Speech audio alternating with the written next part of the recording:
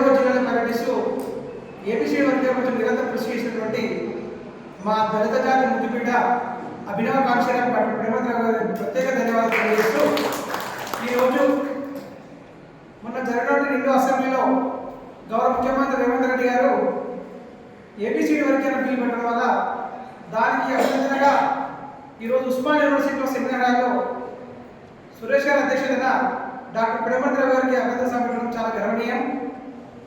దానికి ముందుగా first of all మేము ఏంటంటే తెలంగాణ రాష్ట్ర ముఖ్యమంత్రి ప్రజా ముఖ్యమంత్రి రేవంత్ రెడ్డి గారికి తెలుపుకుంటూ అదేవిధంగా రవాణా నాయకత్వంలో సరే ఏదో జరిగింది వర్గీకరణ కోసం పోరాటం చేసిన నాయకులు ఎంతో మంది ప్రతి ఒక్కరు ఆయన పేరు చెప్పం కూడా ఆయన ఏ రోజు కూడా వర్గీకరణ గురించి 12%, 7%, 8% ఏ రోజు కూడా ఒక్కరోజు మెన్షన్ చేసిన చరిత్ర లేదు.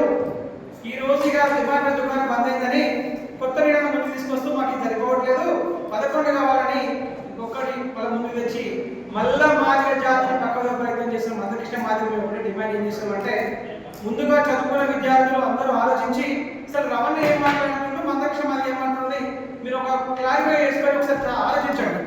రమణ డే 1 నుంచి కూడా ఏబిసిడి వర్గీకరణ 17% అయితే బాగుంటుందని ఎందుకంటే ఉమ్మడి ఆంధ్రప్రదేశ్లో మీ నినాదం 7%, మా నినాదం ఏపీ మన తెలంగాణ రాష్ట్రం ఏర్పడిన తర్వాత మాదిగ జాతి సంఖ్య పెరిగింది 12% అయితే జానపద భాషను ప్రతి ఒక్కరు న్యాయం జరుగుతుందని రవాణా ఉద్దేశించి ముందుకు సాగుతుంటారు. జీర్ణించుకునే కొంత ఎంఆర్పిఎస్ నాయకులు రవాణా గురించి తప్పుగా మాట్లాడుతున్నారు. ఖబర్దార్ నేను హెచ్చరిస్తున్న రవాణా గురించి వ్యతిరేకంగా మాట్లాడితే మేము అందరికీ డబ్బుగా మాట్లాడతాం కానీ మా నినాదం మాదిగ జాతికి న్యాయం చేయాలని మా పోరాటం.